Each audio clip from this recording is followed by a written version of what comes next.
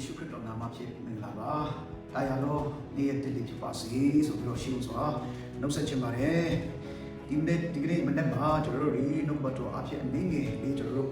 ခေါ်ယူဖို့အားလုံးကိုဖိတ်ခေါ်ချင်ပါတယ်။အဲ့တော့ဘာအဖြစ်ဒီမနေ့မှာကျွန်တော်ခေါ်ပြီးချင်တယ်ဆိုရင်ကျွန်တော်တို့ယုံကြည်သူတွေရဲ့တက်တာလေးမှာကျွန်တော်တို့တွေယုံကြည်သူဖြစ်တဲ့တန်းတဲ့အခါလေးမှာမေ့ရုံတဲ့အရာလေးတွေရှိတဲ့အရာလေးကိုကျွန်တော်နှုတ်ဘတ်တော်အဖြစ်တတိပေးချင်တာဖြစ်တယ်။အဲ့တော့ကျွန်တော်တရားလေးကိုပြောချင်တယ်လို့ပြောရင်ယုံကြည်သူဖြစ်ပြီးတော့ကျွန်တော်တို့ဂျေဇုတော်ထဲမှာရှိပြီးတော့အစမှာကျွန်တော်တို့ဟာကောင်းစားလာတဲ့အခါမှာယေရှုကြောင့်ခရစ်တော်ကြောင့်လို့ကျွန်တော်တို့တွေဘုရားကိုပုံပြီးတက်ကြပြီနဲ့အချိန်တစ်ခုရောက်လာတဲ့အခါမှာအောင်မြင်လာတဲ့အခါမှာကျွန်တော်တို့တွေလူရဲ့သဘောအထဲမှာရှိတဲ့သဘောတဘာဝအတိုင်းစာတိပေါ်လာတာဖြစ်တယ်။အဲ့တော့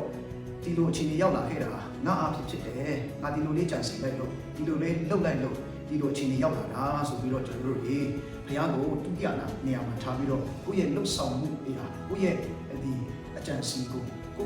ပြီးတော့ကျွန်တော်တို့တွေတက်ရှင်လာတဲ့အရာလေးတွေကျွန်တော်တို့အဲမှာယုံကြည်သူတွေအဲမှာရှိလာတဲ့အရာလေးကိုကျွန်တော်ပြောချင်တာဖြစ်တယ်။ဒီလူတွေရဲ့အဆုံးကတော့ပါဖို့တွေ့ရလေးစေပျက်စီးခြင်းပြတ်သုံးခြင်းဘက်ကိုရောက်လာတာဖြစ်တယ်။ဒါကျွန်တော်ပြောတာမဟုတ်ပါဘူး။နှုတ်ပတ်တော်ထဲမှာကျွန်တော်တို့ကအတိအလင်းပြောထားတာဖြစ်တယ်။ယောဟန်ခန်းကြီး15အငယ်4ထဲမှာပြောတဲ့အရာလေးကိုကျွန်တော်ပြောချင်တယ်။အငယ်4နဲ့5ထဲမှာပြောတဲ့အရာလေးကိုကျွန်တော်ဖတ်ချင်တယ်။ငါနဲ့တည်နေကြတော့ငါတည်တဲ့တင်တို့နဲ့တည်နေပြီစပိခတ်တွေအပြင်၌မတည်လေကိုယ်အလိုလျောက်အတီးကိုမတည်နိုင်တဲ့ကြီးတို့တင်တို့ဒီငါနဲ့မတည်လေအတီးကိုမတည်နိုင်ကြဆိုရတဲ့ဘုရားတော်မှာကျွန်တော်တို့ဒီလိုနေရတာဖြစ်တယ်ကျွန်တော်တို့ဟာအရာသားသမီးဖြစ်တဲ့အတွက်ဘုရားအထင်းနိုင်မတည်ဘူးဆိုရင်ကျွန်တော်တို့ဘာမှမလုပ်နိုင်ဘူးဆိုရဲကျွန်တော်တို့လုံးဝလက်ခံထားရတဲ့အရာတစ်ခုဖြစ်တယ်ကျွန်တော်ရဲ့အစွမ်းစားအားဖြင့်ကျွန်တော်တို့ဘာမှမလုပ်နိုင်ဘူးဆိုရဲကျွန်တော်တို့လုံးဝရိုးရိုးသားသားလေးဝန်ခံရမှာဖြစ်တယ်အဲ့တော့ကျွန်တော်တို့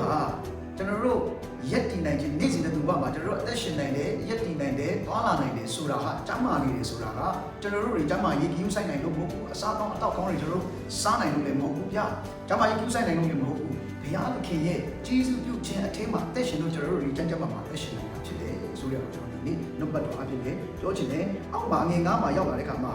ဘာပြောလဲဆိုရင်ငါဒီမန်တော်စပစ်တွေဖြစ်၏တင်းတို့ဒီအခက်များဖြစ်ကြ၏အချင်းသူဒီငါ၌တည်၍ငါဒီလည်းသူ၌တည်၏သူဒီများစွာသောအတီးကိုတည်တတ်၏ငါနှင့်ကွာလေတင်းတို့ဒီအပေမှုကိုရမတတ်နိုင်ကြဆိုပြီးတော့တို့နှုတ်ပတ်တော်ထဲမှာပြောထားတာဖြစ်တယ်ဒါဆိုတော့ပြင်စီဟာဘာတူလဲခရစ်တော်ဖြစ်ပါတယ်ကျွန်တော်ဒီအတိုင်းခက်များဖြစ်ပါတယ်ဒါဆိုတော့အကိုင်းအခက်ဆိုပြီးစိတ်လန့်ပြီးတော့အရွက်တွေဝေစားပြီးတော့အတီးများစွာတီးဖို့ဆိုတာက